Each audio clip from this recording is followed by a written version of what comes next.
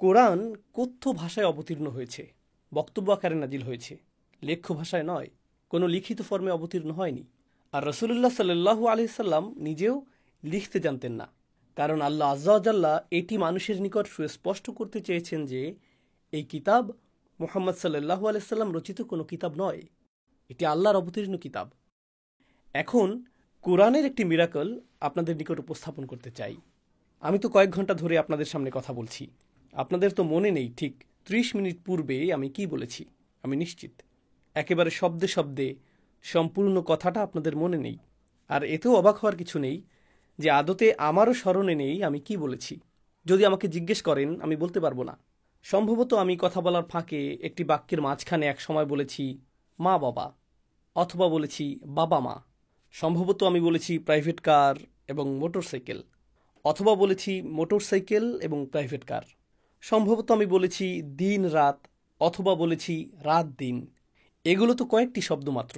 আমি তো এই নিয়ে চিন্তা ভাবনা করিনি যে কোনটা আগে বলবো আর কোনটা পরে।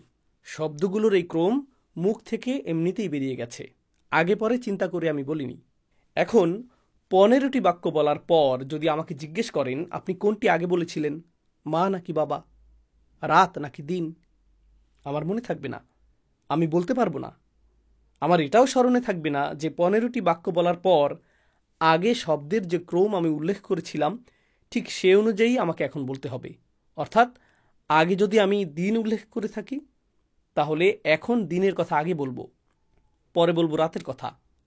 কয়েক মিনিট পূর্বে মা বাবা শব্দ দুটি উল্লেখ করার সময় যদি মা আগে বলে থাকি তাহলে এখন মায়ের কথা আগে বলবো, পরে বাবার কথা।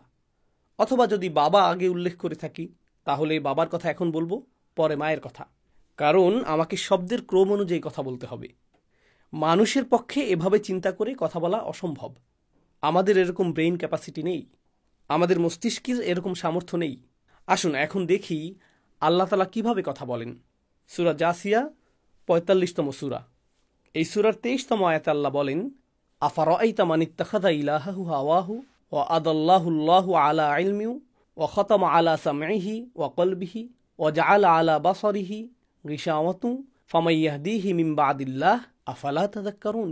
তুমি কি লক্ষ্য করেছ তার প্রতি যে তার খেয়াল খুশিকে ইলাহ বানিয়ে নিয়েছে? তার কাছে জ্ঞান আসার পর আল্লাহ তাকে পথভ্রষ্ট করেছেন এবং তিনি তার কান ও অন্তরে মোহর মেরে দিয়েছেন আর তার চোখের উপর স্থাপন করেছেন আবরণ। আল্লাহর পর আর কে আছে যে তাকে সঠিক পথ দেখাবে? এরপরও কি তোমরা শিক্ষা গ্রহণ করবে না? তো এখানে বলা হয়েছে খতামা আলা সামঈহি ওয়া কলবিহি, তিনি তার কান ও অন্তরে মোহর মেরে দিয়েছেন। আগে বলেছেন কান, পরে বলেছেন অন্তর। এখন চলুন সূরার ৮ম আয়াতে ফেরত যাই। সেখানে আল্লাহ আযজা ওয়া জাল্লা বলেছেন, ইয়াসমাউ আয়াতিল্লাহি তুতলা আলাইহি সুম্মা ইয়াসিররু মুস্তাকবিরা কাআল্লাম ইয়াসমাহা ফাবাশশিরহু বিআযাবিন আলীম। যে আল্লাহর আয়াত শোনে যা তার সামনে পাঠ করা হয় অতঃপর অহমিকার সাথে কুফরির উপর থাকে যেন সে তা শোনেইনি, কাজেই তাকে ভয়াবহ শাস্তির সংবাদ দাও। এখানে কিসের কথা বলা হলো? শ্রবণ করার কথা। যেহেতু ৮ম আয়াতে শ্রবণ করার কথা উল্লেখ করা হয়েছে, তাই ১৫ আয়াত পর ২৩তম আয়াতে যখন মোহর মারার কথা আসলো তিনি আগে উল্লেখ করলেন কানের কথা। এখন ব্যাপারটাকে আরো চমৎকার করে তুলে সূরা বাকারার একটি আয়াত, সেখানেও অন্তর এবং কানে মোহর মেরে দেওয়ার কথা উল্লেখ করা হয়েছে। আপনারা সবাই সম্ভবত আয়াতটি মুখস্থ পারেন।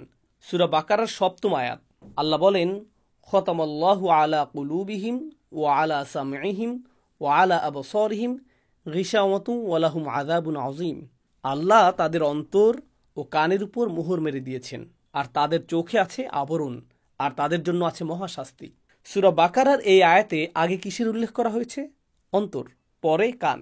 আর সূরা জাসিয়াতে আগে কান পরে অন্তর। পার্থক্যটা ধরতে পেরেছেন?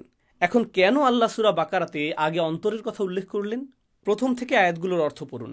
যালিকাল কিতাবু লা রাইবা ফীহি, এটি এমন একটি কিতাব যাতে বিন্দুমাত্র সন্দেহ নেই। সন্দেহ কোথায় থাকে? অন্তরে। হুদাল লিল মুত্তাকিন, মুত্তাকিদের জন্য হেদায়েত। তাকওয়া কোথায় থাকে? অন্তরে। আল্লাযীনা ইউমিনুনা বিল গায়ব, যারা অদৃশ্যে বিশ্বাস করে। বিশ্বাস কোথায় থাকে? অন্তরে। সমগ্র আলোচনাটা অন্তর নিয়ে। এজন্য যখন সিল মারার কথা আসলো আল্লাহ আগে অন্তরের কথা উল্লেখ করলেন। সুবহানাল্লাহ। এটা মাত্র একটা উদাহরণ। এরকম উদাহরণ ভুরি ভুরি। কোরআনে যেভাবে সিকোয়েন্স বা ক্রম রক্ষা করা হয়েছে তা দেখে আপনাকে বিস্ময়ে হতভম্ব হয়ে যেতে হয়। একটু পর বিনম্র চিত্তে বলতে হয়, তানজিলুম মির রব্বিল আলামিন, এটি সৃষ্টিকুলের রবের পক্ষ থেকে নাজিলকৃত।